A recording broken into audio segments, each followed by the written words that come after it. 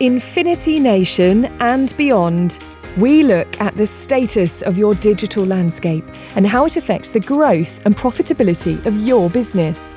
On the show, we will be talking to business leads, partners in the e-commerce world, as well as some of our own specialist team to give you actionable insights and find solutions to help you on your growth journey today. We will consider new ideas, stretch our mindsets beyond the status quo, and in the process discover how to gain an edge on the competition and drive some great results. Hi Tim, how you doing? Good, Al. How you doing? Yeah, good, thanks. Good. Well, hope you had a good Christmas and a happy New Year. Thanks, I did, and I hope yours was well. Yeah, all good.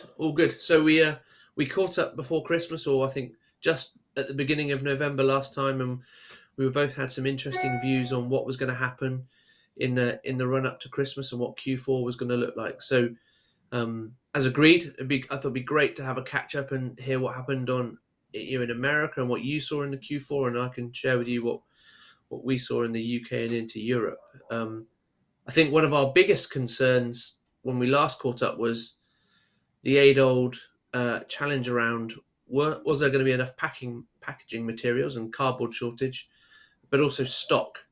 So it'd be great to hear what you heard from your side in the end. Yeah, absolutely. So we talked about the cardboard shortages and just I would say one of the bigger ones I also started to notice was the increase in energy prices, right? So that's affecting the cost of both manufacturing and shipping. And I think that's one that a lot of businesses, you expect some fluctuation there, but as that started to increase, that was one that was a concern going into Q4. Not only the cardboard side of it from a shipping perspective, but I would just say, the global computer chip shortage of just manufacturing components. I know a lot of car dealerships who are without product because they don't have the chips for in the cars. Shipments being delayed for other technology devices as well because of the lack of computer chip manufacturing and just the impact there. So there's definitely some things in going into Q4 that just I think attributed to a potential smaller increase in e-commerce spending that we saw, and we can talk about that more later as well. But I think those are some of the bigger concerns. And then lastly, and especially here in the US, is just we've had some really strange stories about delivery drivers and just a shortage of delivery drivers as well. I know all the big shipping logistical providers are, really trying to hire the driver side. But then they ended up with drivers who just didn't want to work and were dumping packages into ravines and just driving away and leaving them there. And so it's just a really weird impact that honestly I've never seen really reports of before. Yeah. All of the above, I think, has been seen this side as well. So I think last time we caught up, we were just going through a challenge around fuel price increases. So obviously making how much it was costing to put fuel in a van to then be the end of mile delivery we were starting to see couriers put surcharges in place, which was interesting. The cardboard shortage, I think people started to feel the pinch on that a bit, but it wasn't massive. But I agree with you, the energy price, and I think what we're really seeing at the beginning of this year is an impact from inflation. The cost to land the goods now with the container prices, which I know we've talked about before, but container prices still 10 times or more of what they used to be. So to land those goods in from China, I think is or wherever is expensive. Increase in energy costs, as you say, just to run the warehouses. But interesting on the delivery driver, because for me, and I think we've had a conversation on it, maybe not on a podcast, but how much of a reflection that last mile delivery is on your brand, which is quite hard for you to control. That you could have done a great acquisition piece, great website conversion, pick pack dispatch was really good, but then the courier threw it over a fence or just left it by the back door, but it wasn't protected and it was pouring with rain, and then so the box was just absolutely soaking. It's just so out of your control, but it has a massive impact, in my opinion, on how your business is perceived, the likelihood of someone repeat purchasing, and then puts huge demand on customer service as well. Oh, absolutely. And that last mile delivery is definitely one that even the attitude of the drivers and the delivery team can impact you. We just had a couch delivered yesterday, and one of the guys was great, my wife said, and he was like, "Oh yeah, we'll fit this in. It's an slightly over 8 foot couch, and it was pretty easy into a front room through the front door." And one guy was like, "Oh, I don't know if we can get this in here. I don't know if we're going to be able to fit this in." And she goes, "It was so weird, the contrast between the two, where one is like, oh yeah, we'll deliver this and we'll succeed in what we're doing for Yeah, you. And the other one was just so negative about the whole thing. And that perception, obviously led her to tell me about it. But I mean, that is a brand perception that isn't controlled right now, to your point.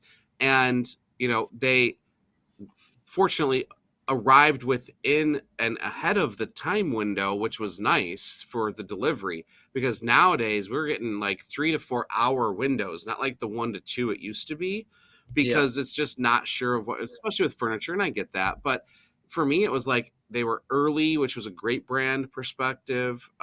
Then we had just a good call to confirm it, and the customer service able to find it right away, didn't have to wait on hold or anything. So there's aspects that you can control, like you talked about, but then there's also the attitudes of the people who deliver it that set a perception for your brand that you have zero control over. absolutely. Yeah, I've had a similar thing where I had to have a new garage door fitted, and I wouldn't, I couldn't recommend them highly enough. That the professionalism of the people that came out, they explained how they were going to do it, fitted it. There was even a problem that was outside of their control. We had a power cut, and they couldn't test the door because it was electric. But nothing was too much hassle. They swept up, they cleaned after themselves. They were precision. I compare that to some of the other work that I had done on the house last year, and it was painful, and it's still dragging on. And exactly that. You're happy. I mean, it's got to be the cheapest version of marketing, isn't it? You had a great job done, and you're happy to tell everyone, and then you had a terrible job, and you're Mm-hmm. happy to tell everyone as well. So yeah, I Yeah. think it's a tricky one, and one we often. Well, I've had a debate with a few owners on in terms of. I appreciate you might sound saves 50 a pound a parcel by using a courier that might not be Premier League, shall we call it, but what's the Mm-hmm. impact on the brand and the loyalty and the repeat purchase? In this country, one of the ones, and they all have a blip, but there's one called DPD, which typically is pretty robust and it's good, and they send you a text, right, you're being delivered, it'll be delivered today, and they sort of text you again, so your driver will be with you, but in this hour slot, and you just feel like it's important to the business that you bought it from to deliver it properly, where there are others, and they are the ones that just toss it over the hedge and leave it here, there, and everywhere. And so yeah, I think it's a really interesting one we could probably just dedicate a whole conversation to. Um, Yeah. from your side, across the plethora of customers you've got, did Q4 turn out as expected? I suppose, and coupled with that, Uh, last time yeah. we caught up, we were sort of debating if Black Friday would be as big as expected. So if we combine those two, Yeah, absolutely. I would say that Q4, it turned out as expected. I know that some had an expectation of growth like we saw in 2020, but just I knew we wouldn't match that because we were forced into such a rapid acceleration into e-commerce for so many organizations that depended on retail store. So from the numbers that I've been seeing from a U.S. specific side of things, it was anywhere from a 9 to 14% lift, depending on the different data sources that you can look at for 2021 over 2020 for the holiday season. Now, there's a slight aspect of where you had a lot of brands and organizations who actually started their holiday sales in October in order to meet delivery shipping deadlines for on time by Christmas, just because of the logistical things that we were talking about a little bit ago and just other factors with manufacturing. So, some of the normal reports that are looked at usually compare just November, December from holiday sales perspective. Now we're creeping even earlier into a lot of the big brands did October, beginning of October, even sales and pushing people to buy then. So that's where we're still looking through how to do that true comparison of where more sales were done a month earlier. So as it spread out that growth from that report perspective. But overall, I think one of the things that we can talk through is that there was an increase no matter what. It wasn't as big as 2020 because it was already, people were now all shopping online because of the initial onset of the pandemic. But one thing that was really interesting that I found out, and just really on the Black Friday side, is that the Black Friday single day, and I attribute this to the earlier sales and everything, is it decreased from 9 billion in 2020 to 8.9 billion this year. So that to me is just a sign that it was impacted where people didn't wait for a specific day anymore to do their shopping. And I think that's just, again, we've trained everyone, hey, go buy online when you need to, and you're going to be able to get a deal on, whatever you're purchasing at that point. So I think that high demand phase lasted longer than previous years in 2020. And it really is, we're starting to see a little bit of a decline from the high demand that we had back then. Yeah, I would say we saw a similar scenario. And I think definitely with a narrative that was coming around at mid-October when there's this fuel shortage and everyone was sort of panic buying, was exactly that. Well, if I want to get this product delivered because I buy it online, is there going to be a panic? And there was narrative at the time where it was still a challenge getting stock into the country due to the container shortages, the synchronization of the ship. So we, like you, definitely saw people buy. I was always sort of 5th of November is quite an important date over here for fireworks night. So that's always Christmas shopping would always typically go after that. We definitely saw people going, I want to buy that gift. I know they really want it. I don't know if they'll still have it in stock later in Q4. Yeah. I'm just going to get it now and spread it. So we definitely saw the same. A couple of brands we saw still had a really good Black Friday, even though they were sort of starting to pull back because the stock was becoming tight. Yeah. But yeah, I think a lot of people said, and it's interesting, just coupled with that, the sort of the growing slight backlash, not even slight backlash to Black Friday and the impact on the world and the sustainability piece around that. So there's a lot of, I know there was a couple of brands where it just said, we don't believe in it and we're just shutting shop for the day. But I think others where they were sort of saying, look, this is the deal, whether you buy it on Black Friday or not. It's these are our offers for November. So yeah, we definitely saw a flatter curve rather than the spike over Black Friday, Cyber Monday. I think interestingly also that the brands didn't need to do the mega deals of old. I don't know what you saw, but I suppose where stock has been more limited to be able to obtain, there isn't the excess stock to then need to or want to discount. So margin stayed higher. Although I imagine margin is being, it will be a challenge, or did start to be a challenge with higher container costs, as you've already said, higher energy costs. So I'm sure margin is being squeezed, but it definitely, for me, the discount seemed lower compared to previous years. Agreed. You had some of your typical companies, stores that are just known for their discounting. I think they kept it just so that they didn't lose some of the normal business. But I think that there was a lot more, and we saw this even in 2020, due to stock and inventory, the lack of brand loyalty, where if you can find it in stock and it can ship before the date that you need it, especially with Christmas, that was one where we had a lot of people who stopped always shopping at the same place and really looked for where it was.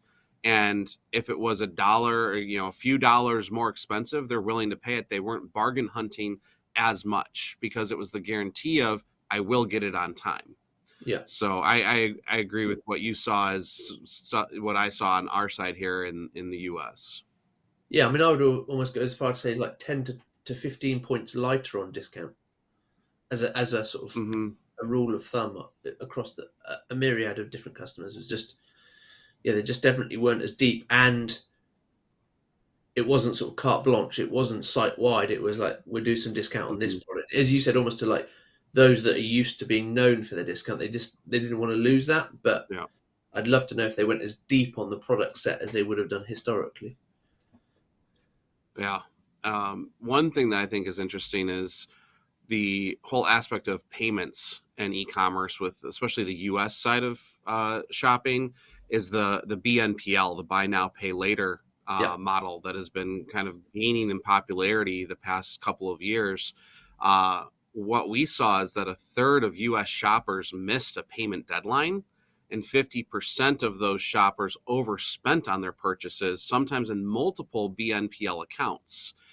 So we've got people who are going in because the BNPL companies are not doing background credit checks and everything like that for people who sign up for accounts.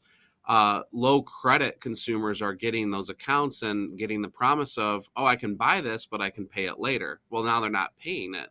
What's surprising is with that and the implementation of that across a lot of brands, um, it's not going away. BNPL is only going to grow in use. And actually, out of all those consumers, over 62% are expected to increase their use of it in 2022. So it's going to be an interesting model in my mind with this BNPL of what's going to happen when it really comes down to, are these companies writing off losses for products that were bought with BNPL? Are they going to go after and try and collect? It's through the BNPL company who say, hey, we're risk free, but now it's obviously starting to cause a problem for at least them if they're taking on all that risk. So that whole additional payment model, I think, is going to be one to really watch over the next year or 2 years, of just the impact it really has on payment methods accepted and what consumers are growing accustomed to. I think that's really interesting because, like you, we've seen uh, a lot of movement in that space, and typically when the retailers are using that solution, we're seeing on average, average order values are higher, increasing conversion Mm-hmm. rate when it's available, um, and interesting, less returns. It's almost like, well, I'm committing to buy this and pay it Yeah. over a number of months, so I'm buying it. Yeah. I haven't heard of the missing payments, so that's a really interesting insight from your side. Like you, my understanding is if they do miss payments, that isn't on the retailer, that's on the BNPLs Yes. to, to swallow, and because effectively they're the ones that arranged or agreed on the credit. But yeah, if that becomes a Correct. persistent issue, you can see it's going to be coming, be going the other way. So a really interesting one to monitor. And I suppose there's been a bit of a backlash in this country of like, is it too easy? Is it Mm-hmm. scoundrelous? Is it, it's like these payday loans and these scenarios? There's been it's not, it hasn't got like an organising authority at the moment over here, so it's not legislated at present. I think they're pushing to drive that Mm-hmm. forward. So I Yeah. think they were worried there's a little bit of loan sharking going on to a degree, and I know and had some really good conversations with some retailers that morally they feel it's wrong to be offering these solutions, which I absolutely get. Mm-hmm. But at the same time, we did a podcast with one of these providers. If these people are buying it but can't afford to pay it off by end of month, credit cards are then charging Mm-hmm. them a nice 20, 24, 25%. So it's this fine line, isn't it? Whereas if you can offer them, look, buy it now and pay it over 3 months, and that helps them with their cash flow in periods of COVID, furlough, or just being smarter with money, then it seems to be a good solution. But as you say, there's always people that go and then push the boundaries. So yeah, that's a really good insight and be one to watch, and hopefully it doesn't spiral and cause Yeah. a change. But is there anything in Q4 2021 that really stood out for you that you would then say, definitely want to bake that into my sort of Q4 2022 strategy? So I would just say that, the continued growth of e-commerce, the customer expectation of being able to buy online from a brand is key, because that is something that just it's here to stay. It accelerated in 2020, and in 2021 we started to see a bit of a refinement of some of the customer experiences. But I think that because of what we talked about earlier with the uh, what you can control and can't control with your brand's perspective with your consumers, with that last mile delivery, and just the customer service, and honestly the lack of workers in some aspects, that's where the continued focus is going to be. How do we ensure as much as possible that we have a great brand experience without the full control in certain areas? The other big thing I would say, and it was really at the very end of the quarter, was just, after, well, formerly Facebook, now called Meta, made their big announcement of their push towards the metaverse and what's there. It's going to be really interesting to see what happens with all these NFTs and all the retailers who are starting to push into the metaverse world. And I still don't believe that the market share is there yet from a consumer perspective, but it is growing.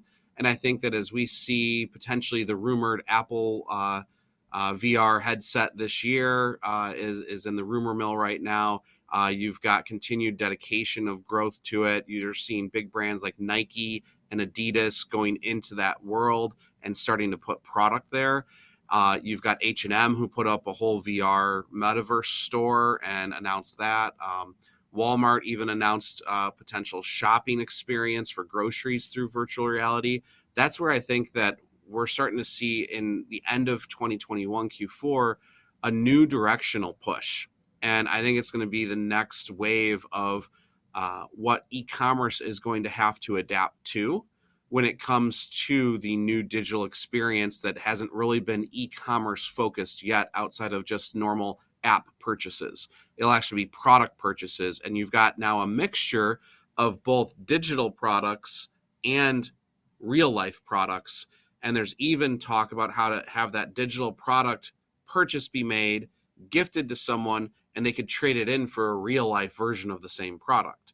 So it's going to be a very interesting switch for how e-commerce businesses plan for what they do inside of this new reality. And that's going to be in that virtual reality metaverse world. I think it's still at the very, very bleeding edge of opportunity. It is not a norm for everyone, so don't just go jumping into it right away. But it is going to be something that you do need to keep an eye on, because there's all sorts of different things that are happening there. But there's also too many different variations of metaverses. Which one do you go into? You can't go into all of them. Last I saw, there's a count of over 100 different ones you could go into. So I think you kind of need to let it settle. And I think it's kind of like the computer rush back in the 80s, 90s, where you suddenly had all these brands and then they started to kind of consolidate down over time. I think we're going to see the same thing with the metaverses, where it's going to be the same thing. There's so many, over 100 now. How does that come down, and how does e-commerce really play into that overall? So that'd be a big one just to watch. And then lastly, I would say just the learnings from what we saw with the trends right now in end of 2021 and Q4. I think that U.S. e-commerce sales will cross $1 trillion for the first time in 2022. So I think that's really going to be that next milestone of crossing that threshold. Which is exciting, right? And you think, really, Oh, what is it? Very exciting. But it's really got truly into stride. I mean, I remember e-com sites back as early as '96, but really it was around to late 90s. Really, was around the 2000s. So yeah, to get to that revenue level, that in that speed, I think is exciting. I think your view on the metaverses, I think it's exciting, but I'm going to show my age here. It's almost a bit like that. Do you remember Betamax versus VHS? It's like, which one are you going to go down? Mm-hmm. And as you say, it's almost like you want to let that work its way through to a degree, rather than You know, I remember people, well, within 10 years ago, people going, I need an M dot website. I'm going to go and build a mobile Mm-hmm. website and I'm going to have my desktop website. Yeah. And pretty quickly we went to responsive. And then there's people like, I just spent Mm-hmm. tens of thousands on a mobile version and a desktop version. So yeah, Yep. it's that fine line as you want to be leading edge, but also it's trying to really understand which edge is going to take off. But yeah, what a great way to buy product. I suppose it's Oh also yeah. what's the saturation of people with the VR, with the appropriate technology to be able to use these Yeah. scenarios. And And exciting. that's what we got to wait for. Yeah. As I say, so it's exciting that Apple are going into it because it might mean that somehow they elevate the phones, etc., to help you in Mm-hmm. that world, which Yeah. would suddenly make it a massive move forward in the devices available to utilize it. Yeah, absolutely. And I think the exciting thing too for that 1 trillion mark is that was not forecasted to be reached as a milestone until 2024. So I mean, we're 2 years ahead now because of what acceleration happened in 2020 as well. So I think that's going to be kind of, just a very interesting aspect of how fast do we now have other experiences also change that weren't expected to change as quickly. Yeah, yeah. I think I still. I mean, I completely agree with you. One thing that still lingers in my mind slightly is how successful are the retailers being at converting the sort of the COVID cohorts where they acquired lots of new customers because that's the only way they could shop. How successful are they at turning Mhm. those into loyal, repeat, where applicable, customers that buy and buy again? And I don't know if you've seen that. I've looked at a number of businesses where they've acquired really, really well, but I'm not really seeing sort of the building of the lifetime value and the repeat purchase. I think they're still being sort of very focused on how do we drive more traffic, how do we find more new customers, rather than that finding that balance of, oh, and now we've got this great customer, how do we get them to go on and be a great advocate and buy our product on what is a Mhm. regular basis. Yeah, I would say that what I have seen here in the US is a bigger utilization of loyalty programs to try and help keep those customers. And especially when the inventory problems hit, was just, having the brand and the consumer connect on rewards. And overall, I mean, from a statistical perspective, 75% of consumers favor companies that offer rewards, 56 stay with brands who get them and stay loyal. And so I think that's where a lot of the interesting things around data privacy and what is allowed to be done to truly market to people. And there's a lot of, uh, you know, disruption right now with the big tech giants and U.S. Government who has legislation pending for some more protection around that. There's also an interesting result out of Austria with Google Analytics, now being said it's not allowed in the EU, and it is not protecting privacy the way it's supposed to. There's going to be some shifts, I think, around that. But at the end of the day, while there's a lot of people pushing on the privacy side, I still don't see consumers turning off cookies or going in and clearing their cache. They want to be known because it's faster. It's a faster experience for them. And I think that that's going to be interesting to see how you've got people who are pushing for something that there's an aspect to needing some regulation around. Just to secure data and keep certain things, private and not just blanketing it out and sharing it everywhere. But at the same time, if I want to be known to enhance my shopping experience and reduce my effort and increase my efficiency of being able to go in and say, hey, you know what? I've already bought those products from you. Don't keep marketing those same ones to me. I want that experience. And a lot of people have shown that they also do. So I think that's going to be interesting to see what that growth is. Because again, customer retention, just by increasing that 5% can boost a company's profits anywhere from 25 to 95%. It's a huge aspect. So your existing customers are going to have to be something that you focus on. And when you have inventory shortages, that's the first, crack in the foundation of that relationship that you have to make sure that you mend as quickly as possible. I completely agree. I think it's how you manage customers' expectations. That we're working with a brand, and unfortunately, we ran out of stock uh, after Black Friday, and it's not going to come back in until end of February, early March. But we've managed that expectation, and people are pre-ordering, knowing that they want the product. So yeah, which is a perfect scenario. But I think again, it's just about managing and being upfront and being honest with the customer. Going to your point on cookie, I mean, obviously it's meant to be the year that Google might still pull that trigger on the cookie change. But I'm with you. It's this real fine line because with that scenario, we can't you can't personalize a shopping experience. Suddenly they can't recommend, oh Tim, you might like this product. They just suddenly show you, oh, here's some women's trainers. You're like, well, why is that relevant to me? But without that scenario, I think it's much harder for the retailers to be able to be more accurate and give the consumer a great experience. It needs the ability to be able to understand the customer to be able to refine the experience. So I think Mm-hmm. do you see it sort of going all one way where it's sort of like no, and then customers realize it doesn't give them a great experience, so then it sort of comes back to a halfway house? Or So, and kind of rephrase that for me just a little bit about the halfway house and the aspect of it going out.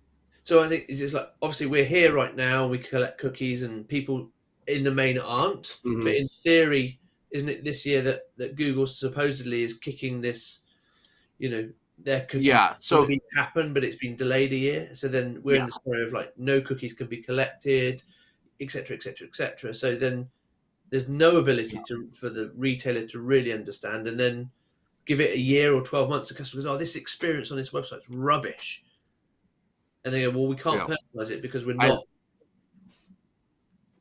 Yeah, I had to get my golf mind back in. It's That's right. winter for me, so I don't get to go out and visit the halfway house as much. But yeah, so we're definitely starting to see more questions asked by our clients, and we've been trying to be a little bit more proactive about the upcoming change with cookies. However, because everything was pushed back from when it originally was all supposed to change, of course you get the standard, oh good, I've got time again, and so people aren't focusing on making an immediate change for it. I think a lot of it we're still also waiting to see, which we haven't yet, a confirmed direction of what is going to be the next method, because there was at least 3 different methods that were being discussed. Google's was Flock, the federated learning of cohorts, and they were starting to aggregate some of that data down. They were making changes in Google Analytics with version 4, is still in beta in a sense where it's not being forced for everyone to move to, and it still is lacking a lot of the features that universal analytics tracking has in the current version that almost everyone is utilizing. So there's a lot of change that people have to go through for that, and a lot of them didn't want to tackle that immediately, and it's more of a wait and see aspect. I feel a lot are waiting to just see what the true I have to do this versus the it's recommended you do this come down to. But we are starting to look at what are ways that we can look at just, session based without a long term cookie store. How do we ensure that we push people to create my account logins and getting their account actually with the company so that when they are on the site, they can log in and now we know them from a different perspective than through just a cookie. So there's a lot of ways that we can already address that in the e-commerce space. It's when they're the anonymous browser that you only get a certain set of information now. And with that, it's just how do you change your marketing tactics to be more in the moment and encouraging the connection for them to share information so that you can continue a marketing plan to them. How do you get them to share their email? Or if they do order from you as a guest account, encourage the SMS sign up for delivery tracking notifications. And now you can also potentially market to them if you give that clarity that, hey, you approved to market to me through SMS. I think that is where you're going to start seeing more focus from a lot more brands. a lot of the e-commerce platforms started adding some of those features to them. So I look at like Shopify and a few others where you have a bit more of that integrated into offer or can plug in and turn on so that you can start to capture and do that. So that's kind of where I think we're still, I would say, approaching the halfway house as far as when the change is officially being needed, because it wouldn't surprise me if for some reason it got pushed out again, honestly. And so that's where we're watching that, but it's also not this, we have to change it today. And if we did change it today, I feel that it's like a lot of other things when you jump on the early bandwagon, that you might implement one method that then is never the actual end result of what's going into place. Well, I mean, you only have to look at GDPR in this territory of how some people went sort of whiter than white, and then they went all the way out to like, and then there's been a regression of there's a middle ground here that's acceptable and but still conforms to what the GDPR wanted. So well, it's going to be an interesting one to watch and see how it progresses. Absolutely. It impacts so many areas too. I think that's where everyone is still on the technology platform side. I mean, look at like all the Adobe marketing products, at the Salesforce marketing products, etc. They all depend so heavily on the cookie base that they also have to make changes to their platforms. So if you're on one of those main ones, or if you're on a smaller one, like, I mean, MailChimp and some of the other platforms that are out there, HubSpot, etc., what are they doing to make changes and kind of look to follow their lead? Because again, most e-commerce brands are utilizing those tool sets. So follow your tool set and what they're doing, because they're the ones responsible for actually changing that. You need to understand it though, because as a marketer, you need to understand what you have available to you in your different tool sets. So you still have to stay on top of it. But at the end of the day, it's also how your tool set is then tracking and doing that collection. Yeah, completely agree.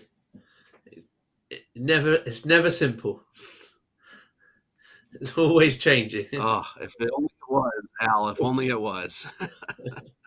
Tim, as ever, it's been great catching up with you. And we'll book another slot in very soon. Absolutely. Thanks, Al. Good talking with you. Take care. Thanks so much for joining us.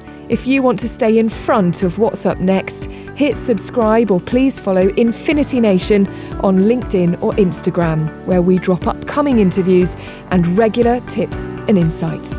Until next time.